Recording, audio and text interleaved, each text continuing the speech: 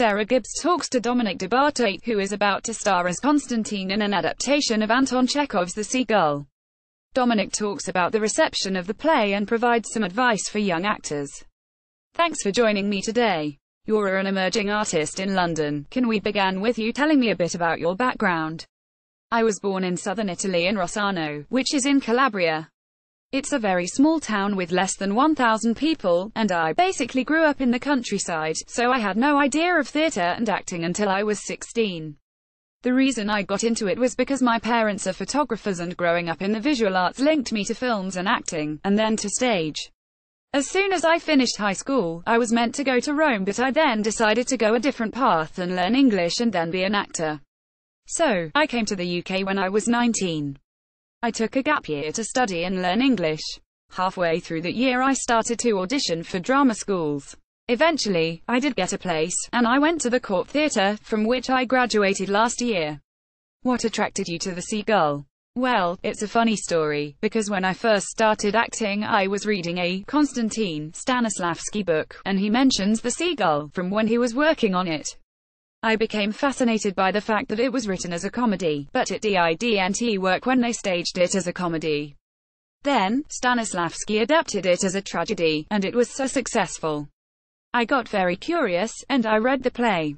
That was the first play I'd ever read. And I remember just loving it. Constantine was one of my favorite characters.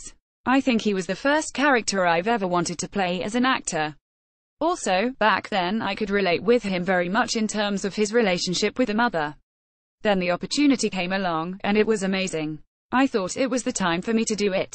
Did the role of Constantine present in any special challenges? Well, the thing about Constantine is that helps such an idealist. He's got his own philosophy. He's very stubborn and rebellious, and the fact is that helps trying to propose a new form of theatre, a new form of art, and replace the old-fashioned form that he despises so much because his mother belongs to that form of art, and their relationship doesn't really work. It's kind of a hate and love relationship. But the society he lives in doesn't allow him to make artistic change. It's a very strict society. There is no space for new writers and new ideas, partially because they might be scared of a new generation taking over, and he just despises that, and therefore there's so much conflict between him and his mother, and him and his lover, Nina, who is an aspiring actress, and who wants to be like Constantine's mother in the future. For him there's so much emotional contrast and conflict. Any conflicted soul or troubled character is quite tricky to play. You don't want to play them as a troubled character, or else it will seem typical. It's interesting that Constantine quotes Hamlet so frequently. Do you think the quotation is ironic, or do you see actual shades of Hamlet in this character? I think Chekhov is very clever here. There are some similarities. With Hamlet, the relationship with the mother, the love and hate, and the fact that his mother has played Gertrude. I think her quotations from Hamlet are a way to keep him down, in a sarcastic way. She comes up with the monologue from Hamlet on the opening night of Constantine's play, and that's just a way to tell him that what he wants to do won't work. You know, it's rubbish. You mentioned Nina's desire to emulate Constantine's mother, Arkadina. Yet, Constantine doesn't seem to have issues with that identification. Why do you think that is? I think because he grew up with Nina, he sees her as a pure girl, with whom he shares a pure love, and he doesn't connect his mother to that purity. She is all the opposite. His mother would step over any person to achieve her goals, and so, she would put aside love for success. At the beginning of the play, Nina is still very naive, and doesn't know how to get what she wants, which differentiates her from his mother. When she meets Trigorin, she starts to become surrounded by famous people, and she starts to understand what she wants to do, and what society she wants to be part of. Constantine sees that, and as a means of protest, he kills the Seagull. He wants to suggest that if she pursues Trigorin, she'll also be destroyed. It's not a threat. It's a way of claiming attention and suggesting that she shouldn't be like his mother. What is it like to be an artist portraying an artist in a work that is so meta-theatrical, and in dialogue with the artistic discourses of its day? I love it. I mean, it's a fun character to play. It's a very simple character, but very conflicted. Does knowing that the play was intended to be a comedy before it was restaged as a drama inflect your performance? I've researched what people did in the past with the play, but I think it's so subjective. It's about the context, not just the characters or the lines. The context the play is adapted into is important.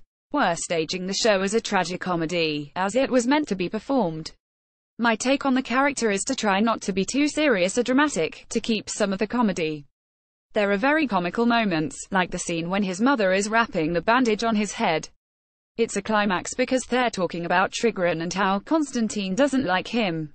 It could be very dramatic, but him trying to keep the comedy, and just snap at the end, as Trigorin enters reading lines that Nina wrote to him, and then just leaves. I think Chekhov is a genius in balancing comedy and drama. I think one can't live without the other. The best comedy comes from drama, and the best drama comes from comical situations. With Chekhov, he gives the audience information that the characters don't have. It's very comical. Is that combination of comedy and drama one of the reasons we keep returning to Chekhov? I think there are plays that will never die. Shakespeare is an example. You can adapt him in any way. With Chekhov, it's a bit different, because it's set in the society in which he was born, and in which helps living, but I believe that the way that he puzzled out characters and stories, and his cleverness in doing so, gives him staying power. He was ahead of his time. His plays often weren't very successful, because they weren't understood. Konstantin is his shadow, in a way. Being ahead of his time, his plays work even better today than they did 200 years ago. What is your preparation like, especially when you're taken on such a well-known role? It might sound weird, but I don't have a particular pattern. There's basic work that you need to do with a character, basic things that you need to know, but beyond that, I believe that every character and every playwright and every director is different. Therefore I try not to have an established way of doing it, and just adapt to what my surroundings are and the character is. Do you refer to previous performances of a role? No. If I do see performances of the same character, I try to remain distant or objective, and not to take too much from those performances. I don't want to be influenced by another interpretation or be associated with it. Part of my job as a young actor is to bring freshness to a character, which may be where I'm connected to Konstantin. I do relate to him. I look at what does relate to me and him, and what doesn't, and I try to bring the two together. It's mostly an emotional, rather than intellectual, act. I like preparation to be an organic, natural process. I don't want to make it too academic. Does the experience of growing up in an artistic family give you a point of relation to Konstantin, who is surrounded by actors and writers? I don't know. When I was growing up, I wasn't really aware of it. I was surrounded by pictures. I started working with my parents when I was 8. I took a camera and started to take pictures. And it was totally fun. The reason I wanted to do it was because, as a child, you need to identify yourself with something. Back then, it was visual art. I've always drawn, and I've always been very creative. I think I became interested in migrating to the other side of the camera. It came from an urge to express myself in a new way. This is an English production of a Russian play, and you're an Italian actor. Was it an interesting collision of cultures? I like challenging myself. Tomorrow, I might be acting in Chinese. I don't think language or culture should be an issue, unless you're going for a very specific genre, like The Crown or Downton Abbey. When you get directors like Viktor Sobchak, who is very international, and who doesn't have any cultural bias, it doesn't matter. Viktor isn't from this country, and I think he empathizes with foreign actors. For me, I think it depends on the project you're working on. Seeing as this show isn't set in England, I thought, why not go for it? For Chekhov veterans, what does this production offer that they may not have seen before? We've seen modernized versions of Chekhov, but I don't think we've seen a Russian director doing a modernized version of Chekhov. Russians tend to be strict about how Chekhov should be done. It should be period and traditional, but that's not Viktor's take. Secondly, we're also doing a tragicomedy, as Chekhov intended. He wanted a comedy with drama, and that's what we're going for. There's also very fresh takes on some characters which I don't think we've seen before. Do you have any advice to offer other young actors taking on a classic role? Don't put too much pressure on yourself. Just do your work. Be prepared and do your research. It's the same for any role. Make sure you know your background, but don't be afraid to try new things.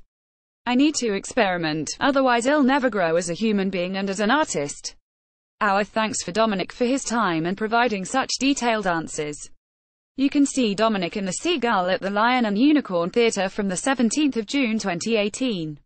Sarah Gibbs is a Canadian graduate student pursuing a PhD in English literature at University College London UCL.